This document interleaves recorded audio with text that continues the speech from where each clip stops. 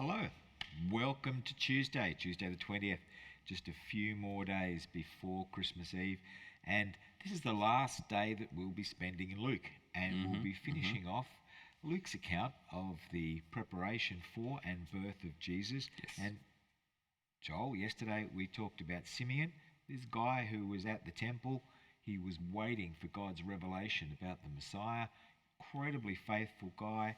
Despite God's promises taking a long time, committed himself to the work of God. Quite inspirational, I think. Yes. And we continue because Simeon's got some words. So we pick up the story after Simeon has declared and praised, wow, this is the Messiah. I'm satisfied now. Everything that I need to have done in my life has been done. Now he's going to say some words over the child, right? And to the parents. So Correct. let's hear those, Joel. So Luke chapter 2 verses 33 to 35. Yeah. The child's father and mother marveled at what was said about them. Then Simeon blessed them and said to Mary, his mother, "This child is destined to cause the falling and rising of many in Israel, Wow. and to be a sign that will be spoken against, so that the thoughts of many hearts will be revealed, and a sword will pierce your own soul too." So he blessed them. During confirmation over the last, earlier this year, we've looked at what it means to be a blessing. We did. We talked about, as people of God, that's part of our responsibility. Yeah. To be a blessing. Yeah. And I think that's been really cool. Simeon gives a blessing. And then he follows up with this, the statement that we just read. Yeah. And when you look at it a bit closer, it's some interesting words. It would be interesting to think about what Mary and Joseph were thinking about after these words were said. Like, this child is destined to cause the falling and rising of many in Israel. Not something you want to hear, is it? What? They're going to everybody be rebellion?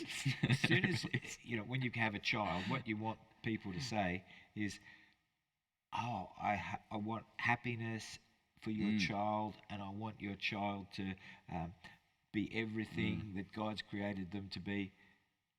The idea that this child is going to grow and be a cause of division. That's what it says. And to be a sign that will be spoken against. Yeah.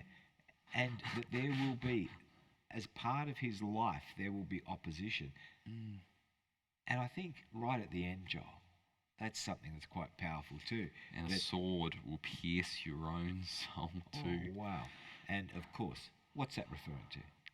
The crucifixion, Jesus on the cross. Obviously. All of that. How Mary, at the crucifixion, her son is crucified as an innocent person for the sins of everybody else, and her heart is pierced, you can understand. And the emotions that they must have been running through their whole bodies at the time. Think about the incredible scenes that they have had. The Holy Spirit come and speaking to them, Joseph's dreams, the shepherds, the angels, everything that's been going on.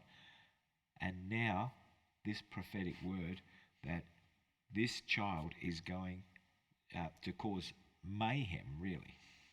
And it would have, I think it would have, they would have walked out after that changed. Certainly blessed, wonderful to be blessed. Because there was important. that praising aspect that we covered yesterday. Really important that they were blessed. Yes. Being in the house of God and receiving God's blessing is an important thing for us as disciples, that we receive God's countenance, that his face shines upon us, if you like, that he's with us. That's great. But it would have been troubling, these words, for sure. Yeah. So, for sure. So what are we going to ponder today? Well, just as we've started to discuss here, we want to get your thoughts. Yeah. So how would Jesus' parents feel after receiving these words that Simeon gave? Look forward to hearing your comments, and we'll see you tomorrow.